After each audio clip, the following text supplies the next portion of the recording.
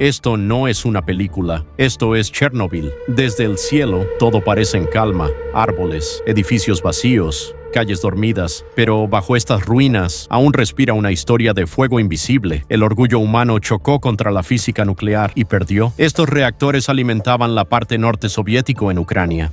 La noche del 26 de abril de 1986, en el reactor 4 de la planta nuclear de Chernobyl, se realizaba una prueba de seguridad.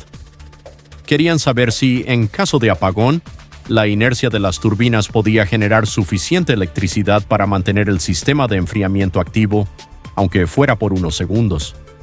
Pero algo que pocos mencionan es esto. El reactor ya estaba operando en condiciones inestables. Habían bajado la potencia demasiado lento, demasiado fuera del protocolo. Para compensarlo, retiraron casi todas las barras de control, algo que violaba las normas básicas de seguridad nuclear. Y aquí viene el detalle crítico. El diseño del reactor RBMK tenía un defecto oculto. Cuando intentaron apagarlo presionando el botón a Z-5, el botón de emergencia, en lugar de detener la reacción, la aceleró durante unos segundos fatales. La potencia se disparó a más de 100 veces su nivel normal, a la 1:23:40 de la madrugada. 2 explosiones volaron la tapa del reactor, una estructura de más de 2.000 toneladas. El núcleo quedó expuesto, y por primera vez en la historia, un reactor nuclear ardía al aire libre. Estás viendo el desastre de Chernobyl, quienes fueron los culpables. El reactor 4 era un modelo RBMK-1000, un diseño soviético potente, pero peligrosamente inestable a baja potencia. En su interior, más de 1.600 canales de combustible atravesaban un núcleo moderado por grafito.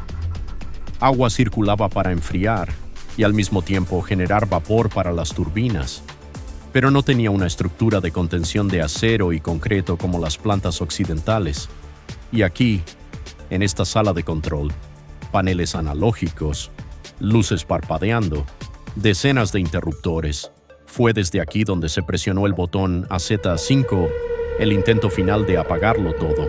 Lo que pasó esa noche no fue simplemente un error humano, fue una cadena de decisiones bajo presión, combinada con un diseño que ya estaba condenado al fallo.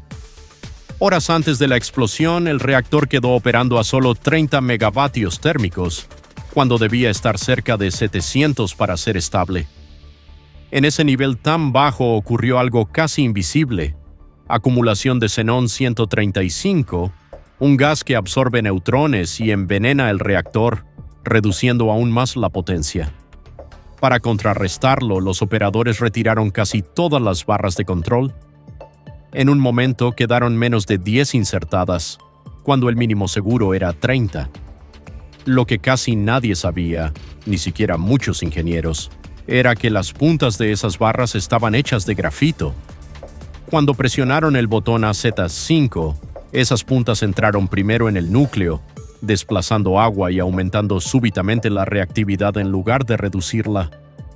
En menos de 4 segundos, la potencia se multiplicó de forma incontrolable. El combustible se fragmentó, el vapor explotó. La primera explosión levantó la tapa del reactor. La segunda liberó toneladas de material radiactivo directamente a la atmósfera. Y mientras el núcleo ardía al aire libre, nadie en la sala entendía todavía que el reactor ya no existía. Después de la explosión, el reactor quedó abierto al cielo. Bloques de grafito incandescente estaban esparcidos por el techo y alrededor del edificio. Algunos fragmentos emitían más de 10.000 roentgens por hora, una dosis letal en minutos. Los bomberos llegaron sin trajes especiales, sin saber que el aire mismo estaba contaminado. Muchos pensaron que era solo un incendio industrial, pero lo que ardía no era un edificio, era el corazón expuesto de un reactor nuclear. Antes del desastre, Pripyat era una ciudad modelo. Fundada en 1970 para albergar a los trabajadores de la planta nuclear, era joven, moderna y llena de promesas. Tenía escuelas nuevas, hospitales equipados, supermercados abastecidos y uno de los parques de diversiones más esperados de Ucrania. La edad promedio de sus habitantes era de apenas 26 años. Más de 49,000 personas vivían allí, ingenieros, técnicos, familias jóvenes, niños que jugaban en patios perfectamente diseñados. Era un símbolo del orgullo tecnológico soviético, una vitrina del futuro. Nadie imaginaba que, en cuestión de horas, esa ciudad vibrante quedaría congelada en el tiempo.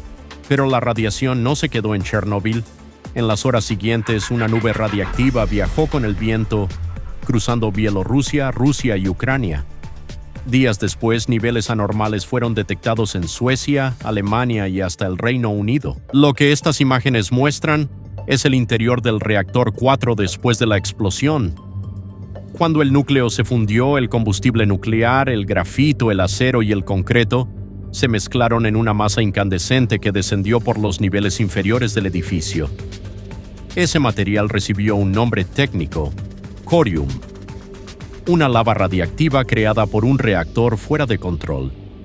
Al enfriarse formó una estructura sólida y deformada, conocida como la pata de elefante. Descubierta meses después en el sótano, esta masa emitía, en 1986, aproximadamente 10,000 roentgens por hora. Una exposición directa de apenas minutos podía causar síndrome agudo por radiación. Permanecer allí más tiempo era una sentencia casi inmediata. Las personas que lograron grabar estas imágenes lo hicieron años después, cuando los niveles habían disminuido considerablemente, pero aún así, cada segundo dentro de esa estructura implicaba riesgo. Muchos de los primeros trabajadores que entraron para inspeccionar y limpiar la zona, conocidos como liquidadores, estuvieron expuestos a dosis extremas. Algunos desarrollaron enfermedades relacionadas con la radiación. Otros no sobrevivieron a largo plazo. Lo que vemos aquí no es solo un residuo nuclear, es el corazón solidificado de una reacción que nunca debió salirse de control. Hoy Pripyat permanece desierta, edificios vacíos, escuelas en silencio, una ciudad detenida en 1986. Oficialmente, 31 personas murieron en las semanas inmediatas al accidente, trabajadores y bomberos expuestos a dosis extremas de radiación. Pero el impacto real fue mucho mayor. Organismos como la World Health Organization y la International Atomic Energy Agency estiman que miles de casos adicionales de cáncer, especialmente de tiroides, estuvieron vinculados a la exposición radiactiva en los años posteriores. Más de 350,000 personas fueron evacuadas permanentemente. ¿Se logró contener la radiación? En 1986 se construyó un sarcófago de concreto para cubrir el reactor. En 2016, una nueva estructura llamada Chernobyl New Safe Confinement fue instalada sobre el antiguo reactor, diseñada para contener la radiación durante al menos 100 años. Hoy, la llamada zona de exclusión sigue restringida, aunque la naturaleza ha reclamado el territorio. Después de la explosión de 1986, la ciudad de Pripyat y Chernóbil quedaron completamente evacuadas por la altísima radiación. La zona de exclusión, de unos aproximadamente 30 kilómetros alrededor, nunca volvió a tener vida normal humana porque aún hay contaminación en el suelo y edificios, y muchos elementos radiactivos con vidas largas, isótopos que tardan miles de años en desaparecer. ¿Contener el reactor para siempre? ¿Se puede? Después del desastre, se construyó un sarcófago original para tratar de sellar el reactor número 4, pero no era una solución permanente. Hace unos años se terminó una obra monumental llamada New Safe Confinement, Nuevo Sarcófago Seguro, una estructura de acero gigantesca puesta sobre los restos del reactor, pensada para contener la radiación por al menos 100 años y permitir tareas de desmontaje seguro y monitoreo continuo. A pesar de eso, no es posible revivir el reactor ni devolverle su función de producir energía como antes. La idea no es reconstruir la planta, sino contener los residuos radiactivos de forma estable y segura para que no se escapen al ambiente. ¿Y qué pasa ahora con ese sarcófago gigante? Ese arca enorme sigue siendo monitoreado y necesita mantenimiento. En 2025 sufrió daños por un ataque con drones durante la guerra, y aunque no se registró ninguna fuga peligrosa de radiación, sí se volvió evidente que necesita reparaciones completas para mantener la seguridad en las próximas décadas. El objetivo actual de las autoridades y expertos es restaurar la función de ese sistema de contención para el año 2030. ¿Se podrá volver a vivir en Pripyat algún día?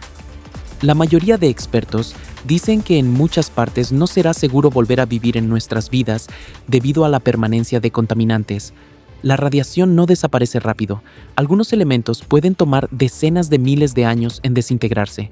Eso significa que, aunque quizá partes de la zona se usen para ciencia, turismo o incluso instalaciones energéticas, como paneles solares o nuevos pequeños reactores lejos de zonas muy contaminadas, no veremos a familias mudarse de vuelta a Chernóbil o Pripyat con normalidad como antes. Aunque Chernóbil nunca volverá a latir como ciudad llena de vida humana, hoy es un lugar donde la naturaleza se abre paso entre estructuras olvidadas. Los gigantes de acero que hoy la protegen no son para encender luces de hogares, sino para guardar los recuerdos de un pasado que nos enseña a respetar la energía que creamos. El futuro de Chernóbil será siempre un equilibrio entre memoria, ciencia y la belleza inesperada de lo que florece donde antes hubo desolación.